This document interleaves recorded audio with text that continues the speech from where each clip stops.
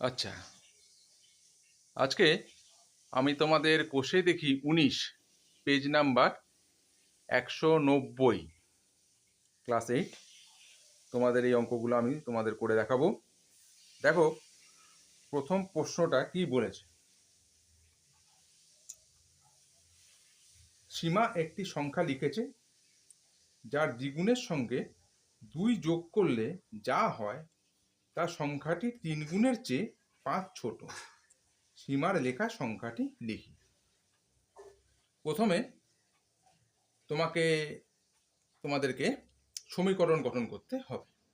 তাই কি বলেছে এখন দেখো, সীমা ধরে নিলাম সীমা সংখ্যাটি লিখেছে এক্স, বলেছে সীমা একটি সংখ্যা লিখেছে, যে কত লিখেছে তা তো জানি না, তাই জন্য আমরা ধরে নিলাম যে সে এক্স সংখ্যা লিখেছে। তারপরে কি বলেছে, যার দ্বিগুণের সঙ্গে 2 যোগ করলে যা হয়, তাহলে শর্তানুসারে কি হলো, তার দ্বিগুণ, তাহলে এক্স এর এই যে এক্স যে সংখ্যাটা লিখেছে তার দ্বিগুণ, তাহলে এক্সকে যদি আমরা 2 দিয়ে গুণ করি তাহলে কত হয়ে গেল, 2x হলো, তাই দ্বিগুণ হলো। তা দুগুণের সাথে 2 যোগ করলে, তাই 2 যোগ করলাম, যা হয় এই সংখ্যাটা তৈরি হলো, তা সংখ্যাটি 3 গুণের চেয়ে 5 ছোট। 3 গুণের থেকে আবার এক্স এর ওই সংখ্যাটার 3 গুণ করলাম, মানে এক্স এর সাথে 3 গুণ করলে কত হবে, 3x। তা 3x এর সাথে 3x তৈরি হলো, সেই সংখ্যাটা থেকে কত 5 ছোট। তা 3 গুণের চেয়ে 5 ছোট, এই যে 3 গুণ তার থেকে 5 ছোট। তাহলে এটা একটা এই যে এটা একটা সমীকরণ তৈরি হয়ে গেল। এটা হচ্ছে সমীকরণটা। এবার আমরা সমাধান করলাম, তাই যেরকম আমরা ক্লাস 7-এর সমাধান শিখেছি সেইভাবে। তা 2x লেফট হ্যান্ড সাইডে কত আছে, 2x আছে, রাইট হ্যান্ড সাইড থেকে 3x আছে এখানে।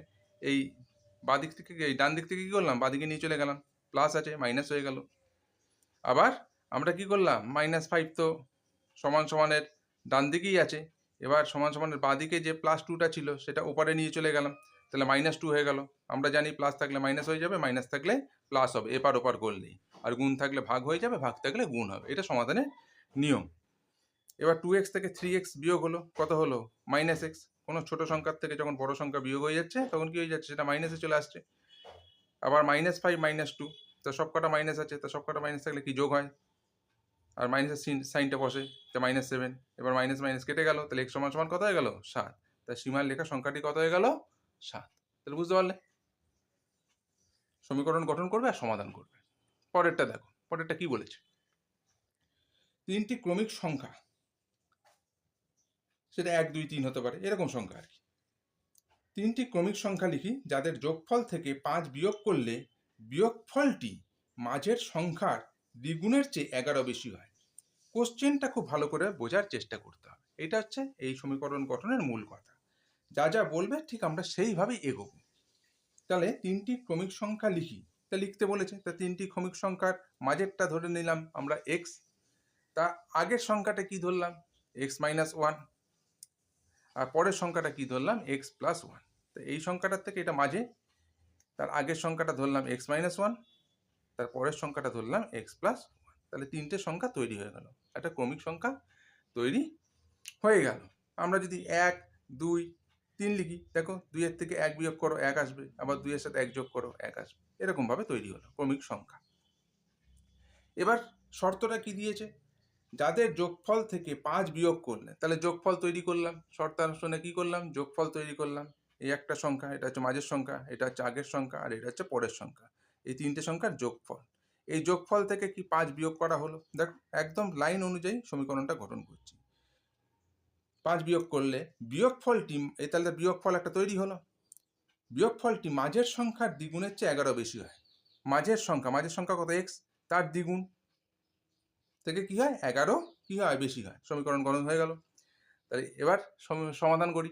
তাহলে x x x, এই 3টে x, তাহলে কত হলো, 3x, -1 + 1 কেটে গেল, মানে বিয়োগ হয়ে গেল, 0 হয়ে গেল, আর -5 রইল। আর এখানে x এর সাথে 2 গুণ করলে কত হবে, 2x, বুঝতে পারছো, আর 11টা রইল।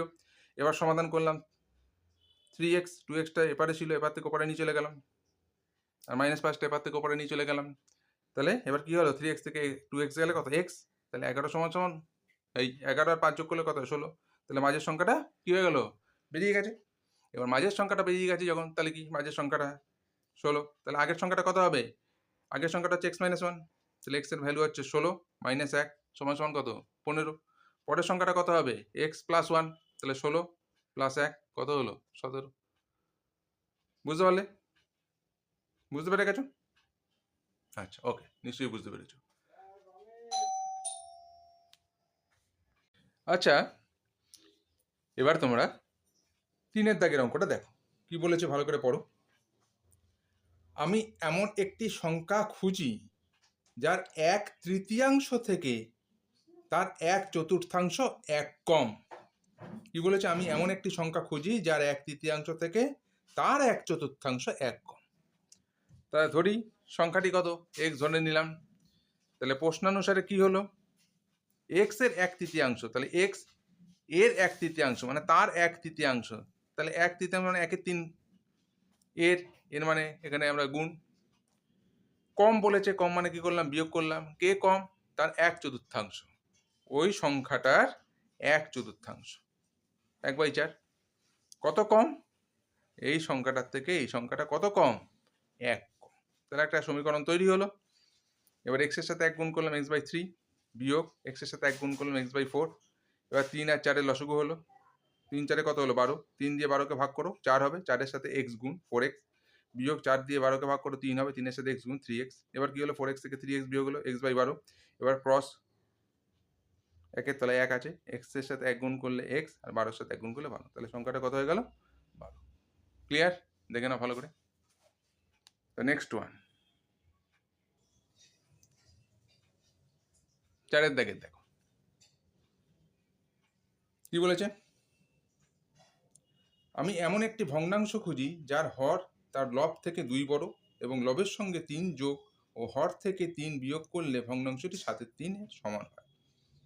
আমি এমন একটি ভগ্নাংশ খুঁজি, তাহলে আমাকে এমন একটা ভগ্নাংশ খুঁজতে বলেছে যার হর তার লব থেকে 2 বড় এবং লবের সঙ্গে 3 যোগ ও হর থেকে 3 বিয়োগ করলে ভগ্নাংশটি 7/3 এর সমান হয়। তাহলে ভগ্নাংশটি কত ধরলাম, ভগ্নাংশটির লব ধরলাম x, ভালো করে দেখবে। তাহলে হর কত, হর কত হবে, হর বলে দিয়েছে দেখো 2 বড়, তাহলে লব থেকে 2 বড়, যার হর, ভালো করে খুঁজির পরে কথাটা ভালো করে বোঝো, যার হর তার লব থেকে 2 বড়। এটা হচ্ছে লব আর এটা হচ্ছে 2 বড়। কেউ যদি বড় হয় সেটা কি করতে হয়, সেই সংখ্যাটাকে যোগ করে দিতে হয়।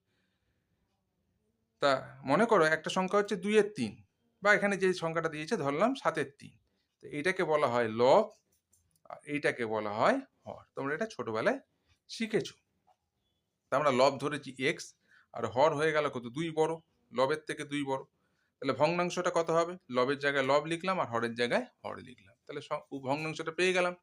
এবার কি বলেছে, লবের সঙ্গে 3 যোগ ও হর থেকে 3 বিয়োগ করলে ভগ্নাংশ 3.5 হয়।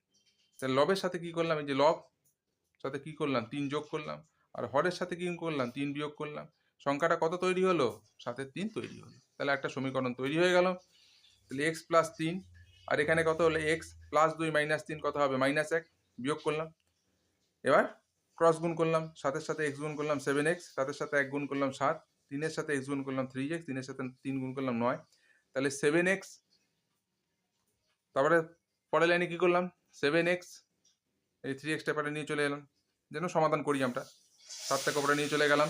তো 7x থেকে 3x গেল 4x, 9-এর সাথে কত 16, তাহলে x সমান সমান কত, 4টা তলায় চলে এলো, 4 4 কত 16, তাহলে x বেরিয়ে গেল, লবটা বেরিয়ে গেল, লব বেরিয়ে গেছে তো।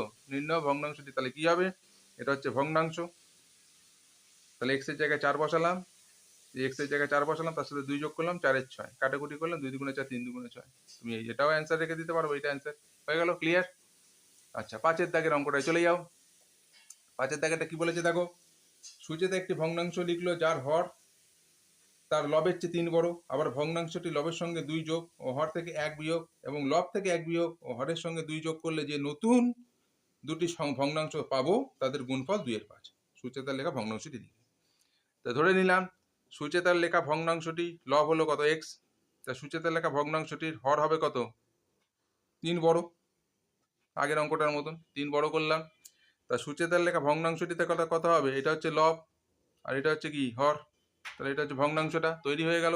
এবার কন্ডিশন দেখো, দুটো কন্ডিশন ওরা দিয়েছে। প্রথম ক্ষেত্রে কি দিয়েছে, একদম পরিষ্কারভাবে লিখে দিয়েছি, লবের সঙ্গে 2 যোগ ও হর থেকে 1 বিয়োগ করলে ভগ্নাংশটি হবে কত?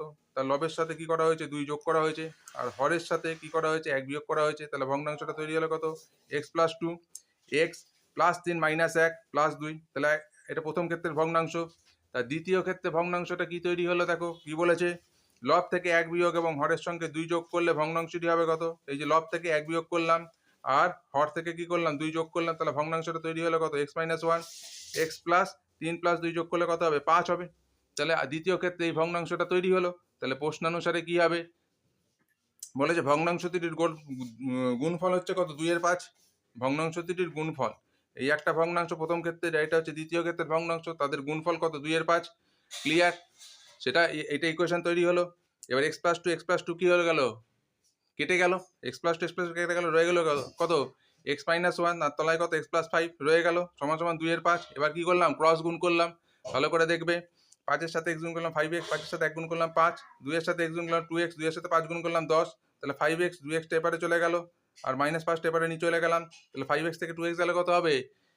কত হবে? 3x = কত? আর 10 আর 5 যোগ করলাম 15, তাহলে x সমান কত? 3টে গুণে আছে, এবারে কি হয়ে গেল? ভাগ হয়ে গেল, কাটাকুটি করলাম, কত বেরিয়ে গেল? 5 বেরিয়ে গেল। তাহলে নির্ণয় ভগ্নাংশটি কত? এটা হচ্ছে ভগ্নাংশটা। এবার ভগ্নাংশের মানগুলো বসিয়ে দিলাম, মানে x এর ভ্যালুটা বসালাম 5, আর 5 + 3, এই যে 5 + 3 কত হয়ে গেল? 8। তাহলে ভগ্নাংশটা তৈরি হয়ে গেল। ঠিক আছে? আচ্ছা, এবার 6 এর দাগের অঙ্কটা দেখো, ভালো করে দেখবে অঙ্কটা কি বলেছে। 6 এর দাগের অঙ্কটা বলেছে যে রাজু 2 অঙ্ক বিশিষ্ট একটি সংখ্যা লিখলো যার দশক স্থানীয় অঙ্ক একক স্থানীয় অঙ্কের 3 গুণ, এবং অঙ্ক দুটি স্থান বিনিময় করলে যে সংখ্যাটি তৈরি হয় তা মূল সংখ্যাটি থেকে 36 কম। রাজুর লেখা 2 অঙ্ক বিশিষ্ট সংখ্যাটি কত? তা আমরা 2 অঙ্ক বিশিষ্ট সংখ্যা বলতে কি বুঝি? মানে 10 থেকে 2 অঙ্কের সংখ্যা তৈরি হয়। 1 থেকে 9 অবধি হচ্ছে 1 অঙ্কের সংখ্যা, 10 থেকে 99 হচ্ছে 2 অঙ্কের সংখ্যা। মনে করেন আমি একটা সংখ্যা লিখলাম 23, এটা হচ্ছে এককের ঘর আর এটা হচ্ছে দশক ঘর। তাহলে এই যে 2 আর 3 দিয়ে 23 হলো কি করে?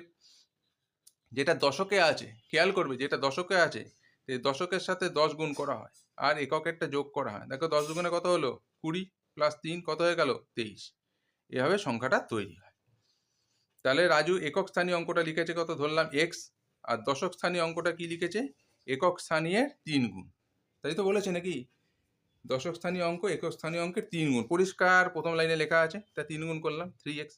তাহলে সংখ্যাটি কত তৈরি হলো? যেটা দশক স্থানীয় থাকে, এই যে যেটা এখানে বোঝালাম, তার সাথে কি করব? 10 গুণ করে দেবো দশকে। যদি শতকে বলতো 100 দিয়ে গুণ করতাম। ঠিক আছে তো? তাই জন্য দশকে যেহেতু সংখ্যাটা আছে তাই 10 দিয়ে গুণ করলাম, আর এককেরটা কি করতে হয়? যোগ করতে হয়। তা 3x এর সাথে 10 যোগ করলে কত হবে? 30x + x কত হয়ে গেল? 31x। এইটা হচ্ছে সংখ্যাটা, এটা সংখ্যাটা পেলাম। এবার বলেছে অঙ্ক দুটি যদি স্থান বিনিময় করে, অঙ্ক দুটি যদি স্থান বিনিময় করলে তাহলে তো আরেকটা সংখ্যা তৈরি হবে। মনে করি যে 23 সংখ্যাটা, এটা এককের ঘর, এটা দশকের ঘর। এবার কি করছে? এরা স্থান বিনিময় করছে, তার মানে কি ঘটনাটা করছে? 3টা এখানে চলে আসছে, 2টা এখানে চলে আসছে। তার মানে কত সংখ্যা তৈরি হয়ে যাবে? 3 × 10 + 2, 3 × 10 = 30 + 2 কত হয়ে গেল? 32 হয়ে গেল। এরমভাবে সংখ্যাটা তৈরি হয়ে যাবে। ক্লিয়ার? তাহলে অঙ্ক দুটি স্থান বিনিময় করলে সংখ্যাটি কি হবে? তাহলে এককের স্থানটা কি হয়ে গেছে? দশকের ঘরে ঢুকে গেছে, আর দশকেরটা কি এককের ঘরে ঢুকেছে, তাহলে এককেরটা যোগ করতে হয়। এই দ্বিতীয় ক্ষেত্রে এই সংখ্যাটা তৈরি হবে। ভালো করে জিনিসটা বুঝিয়ে দিলাম। এবার প্রশ্ন অনুসারে কি হবে? যে সংখ্যাটা আছে তার থেকে যে পরবর্তীকালে যে সংখ্যাটা তৈরি হয়েছে সেটা কত? 36 কম। পরিষ্কার লেখা আছে, এটা একটা ইকুয়েশন তৈরি হয়ে গেল, পরিষ্কারভাবে লেখা আছে। এবার বিয়োগ করলাম, এটা থেকে এটা বিয়োগ করলাম। এবার x সমান কত? 18টা গুণে আছে, এবারে কি ভাগ হয়ে গেল, x এর মান কত বেরিয়ে গেল? 2। তাহলে নির্ণয় সংখ্যাটি কত? x এর মান তো বেরিয়ে গেছে, তাই নির্ণয় সংখ্যাটা কত ছিল? 31x ছিল। তাহলে 31 গুণ x এর মান বসালাম, 31 দুগুণে কত? 62। ক্লিয়ার? এবার 7 এর অঙ্কটা দেখো। 7 এর অঙ্কটা কি বলেছে ভালো করে দেখো। দুটি সংখ্যার যোগফল 89 এবং অন্তর 15 সংখ্যা দুটির মান খুঁজি। এটা আমি দুটি সংখ্যা x আর y ধরেও করতে পারতাম, কিন্তু 8 এর ক্লাস, সেটা করা যাবে না, 9-এ উঠলে শেখানো যাবে। তা দুটি সংখ্যার যোগফল কত দিয়েছে? 89। দুটি সংখ্যা, এমন কোনো সংখ্যা দুটি যোগ করে কত এসছে? 89 এসছে। ঠিক আছে তো? 80 যোগ 9ও হতে পারে, সেই যাই হোক দুটি সংখ্যা। তা ধরলাম বড় সংখ্যাটা হচ্ছে x, তাহলে ছোট সংখ্যাটা কত? সবসময় যোগফল থেকে যদি একটা সংখ্যা বিয়োগ করে দেওয়া হয় অপর সংখ্যা বেরিয়ে যায়। এর কথাটা মাথায় রাখবে। দুটি সংখ্যার যোগফল যদি দিয়ে দেয়, তার মধ্যে যদি একটা সংখ্যা আমরা জানি, তাহলে অপর সংখ্যাটা বার করবো কি করে? ওই যোগফল থেকে ওই সংখ্যাটা বিয়োগ করলেই অপর সংখ্যাটা বেরিয়ে যাবে। ক্লিয়ার? আচ্ছা, তাহলে প্রশ্নানুসারে কি বলেছে? শর্তটা কি দিয়েছে? অন্তর 15, অন্তর মানে বিয়োগফল, এখানে অন্তর মানে মন নয় কিন্তু, এখানে অন্তর মানে বিয়োগফল। তাহলে বড় সংখ্যাটি কত? এক্স। আর ছোট সংখ্যাটা কত? 89 মাইনাস এক্স। তাদের বিয়োগফল, এই যে বিয়োগ চিহ্ন দিয়েছি, বিয়োগফল কত? 15 সমান সমান 15 দিয়ে দিয়েছি। এবার ব্র্যাকেট খুলছি, এই যে ভালো করে দেখবে, দেখতে পাওনি? হ্যাঁ, আচ্ছা, এটা এক্স, এটা হচ্ছে সমীকরণটা, এটা এক্স, বিয়োগ চিহ্ন দিলাম অন্তর, অন্তর মানে বিয়োগফল। তাহলে বড় সংখ্যাটা থেকে ছোট সংখ্যাকে বিয়োগ করলাম, কত হলো? 15 হলো। এবার ব্র্যাকেট খুলছি, তো ব্র্যাকেট খুললে কি বলেছি আমি? ব্র্যাকেটের আগে যদি মাইনাস থাকে, ব্র্যাকেট খুললে কি হয়? সঙ্গে সঙ্গে ব্র্যাকেটের ভিতরে সাইন চেঞ্জ হয়ে গেল। মাইনাস আর মাইনাসে মাইনাসে কি হয়ে গেল? প্লাস। তাহলে এক্স আর এক্স যোগ করলে কত? 2x। আর 89টা এপারে ছিল, সমান সমান এপারে ছিল, এপার থেকে ওপারে পাঠিয়ে দিলাম। তারপরে কি করলাম? যেরকম করে অঙ্ক, 15 আর 89 কি করলাম? যোগ করলাম। তাহলে এক্স সমান সমান, দুইটা গুণে আছে, এবারে কি ভাগ হয়ে গেল? 52। তাহলে বড় সংখ্যাটা কত বেরিয়ে গেল? 52 বেরিয়ে গেল। আর ছোট সংখ্যাটা তাহলে কত হবে? ওই যোগফল থেকে একটা সংখ্যা বাদ দিলে অপর সংখ্যা বেরিয়ে গেল। ক্লিয়ার? তাহলে এই ক্লাসে আমি তোমাদের 7 অবধি অঙ্ক করে দেখালাম, নিশ্চয়ই তোমরা বুঝতে পেরেছো। তাহলে আজকে এতটাই থাক। ভালো লাগলে একটা লাইক করে দিও, আর বন্ধু বান্ধবদের কাছে শেয়ার করে দিও। ওকে, এরপরের পার্ট 2-তে পরের অঙ্কগুলো আবার করে দেখাবো।